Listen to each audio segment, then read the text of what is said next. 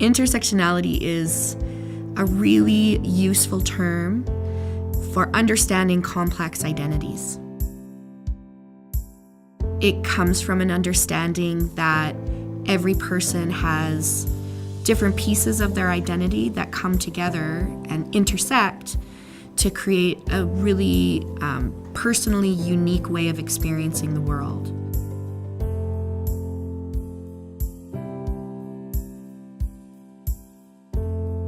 Intersectionality is about the layers of our identity.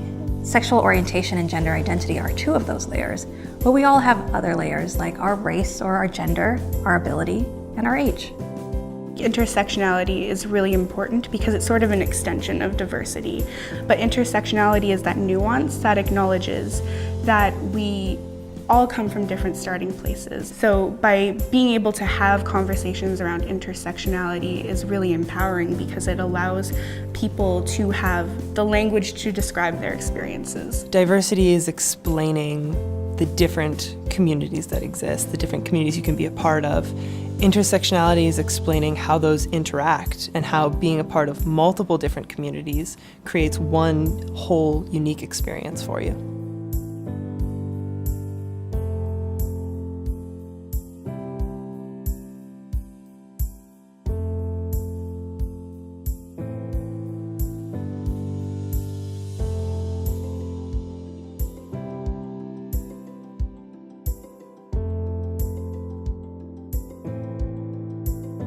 Intersectionality as a term and as a theory came from a theorist named Kimberly Crenshaw in the 1980s. And she used it to describe the experiences, in particular, of Black women in America. And so it started looking at what are the experiences of women, and then what are the experiences of people of color, and how does that create something quite unique where those identities intersect? The way I've talked to my kids about it starts with stories of my childhood. So it really starts with me talking about myself growing up in the 70s and facing racism and looking at the intergenerational responses to that and how things were different then and how my parents had different views than I may have, even though we have some of the same backgrounds.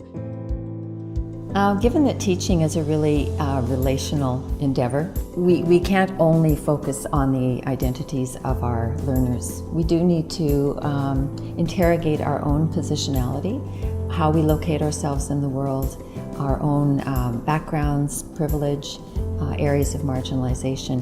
Intersectionality is social in its nature, and so we need to fully acknowledge our part in that social relationship. Not everybody's experience of their sexual orientation and gender identity is the same. So for example, people from two different classes or two different races or two different genders might have completely different experiences of their sexual orientation and gender identity. It is important to discuss intersectionality with youth because it helps them understand the why of their experiences. It helps them to understand why certain things may happen to them that don't happen to their peers. And it also helps them realize that these are systemic issues, not individual failings. For me, it was often really difficult being queer in school, and a lot of that difficulty came from the fact that my classes were not intersectional. Content didn't represent my lived experiences. It often represented a very narrow view of what my experiences were supposed to be. I wasn't able to find the language to speak about those things for myself. I knew I was different. I knew I felt more like a boy, but that I was born a girl and that was weird, but I just thought I was weird. It wasn't until I had graduated high school when I first encountered words like transgender. And words like those helped me put language to how I was feeling and then allowed me to speak to other people about who I was and what that meant for me, and to also access care.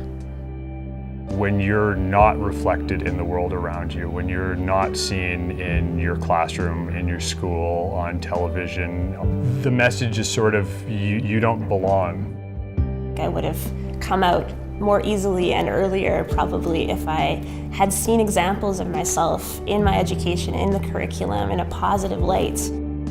All of these small practices might not mean a lot to us as the adults, but they mean everything to young people, right? They really signal that school cares about them, that we as teachers can be those trusted adults that they can reach out to, and ultimately that you're normal and beautiful just the way you are. You don't need to change. It's society that needs to change.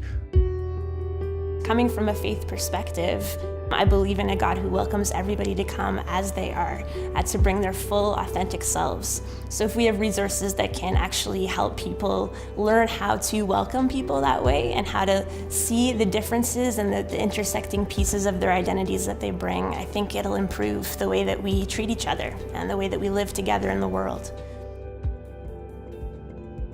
I think with teenagers, I would invite them to delve into their own identities and have a reflection on their family histories, structures, and maybe do an identity wheel where different sections of the wheel are carved out for language or faith or orientation and such. And they may not have to share that with everybody because I understand that it's a very private exercise, but the point is just to get them to reflect on themselves. Most recently I did a gender box activity with my grade 12s, and so on the board I had 2 boxes, one for girls, one for boys, and I had them write every stereotype, every character trait that's associated with those 2 genders. But then what was interesting was when we began to discuss the systems that were in place that were reinforcing them and what purpose does it serve to have these 2 genders and why do we have that in our society? Because they could see how problematic it was. I think educators communicate a lot by how they decorate and adorn their classroom space. Which posters do they have up? Which activists are they quoting? What maps do they have up? Which histories are they sharing? So visual representation, especially in classrooms, can go a long way, and it can also invite in a conversation that maybe wasn't had before. So if you're looking to be an ally, allyship isn't so much an identity as it is an action. It's something that you have to continuously show up to do, and it's a constant state of learning and having to relearn and change your own perspective and perceptions. When I reflect on allyship, I reflect on my own ways of being an ally. As a queer man, I don't have the lived experience, and I never will, of being a trans person or a Two-Spirit Indigenous person. And so I need to do a lot of learning. I need to do a lot of checking in. I need to invite in voices and perspectives and stories that I haven't heard from before. The most helpful metaphor around allyship I've ever heard is that it's like you're making a stage, but you're not the band that's going to be playing that night, right? It's not your message. You're not the one standing on stage with a microphone. As an ally, you're literally creating that stage for somebody else to stand on top of. I feel most supported in learning environments where all of the aspects of my identity are not just accepted, but appreciated.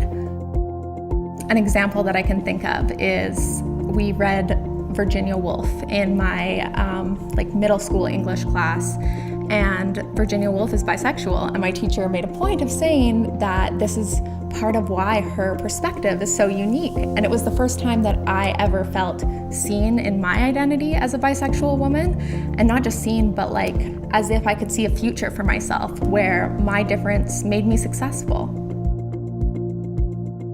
One of the most profound academic experiences I had was a professor saying, I'd like to make space for Black women and femmes to speak now. And that was the first time anybody had ever really pointed that out and said, this is a systemic issue where I know that you don't feel comfortable putting your hand up, you don't feel comfortable speaking up because so often you've had your stories denied and you've had your voice spoken over and you've had your experiences dismissed. And so to actually highlight that and say, now we're creating space for that, I think that's intersectionality in action. SOGI Educationorg is kind of my go-to place. One of the things that I love best about it are the videos. They've got a variety of videos, everything from this one on intersectionality to other ones that are focused towards parents. If you're wanting to have some conversations with parents about what SOGI looks like, what does it look like in an elementary class, what does it look like in a secondary class. Parents have lots of opportunity to create a more inclusive world by starting right from the get-go for teaching your children how to talk to people in a respectful manner. So I do a lot of work in my home to make sure that my daughter understands intersectionality and understands systems of oppression. So we read books that are not always heteronormative. So really making sure that she understands that all people are valued and all people's existence needs to be respected.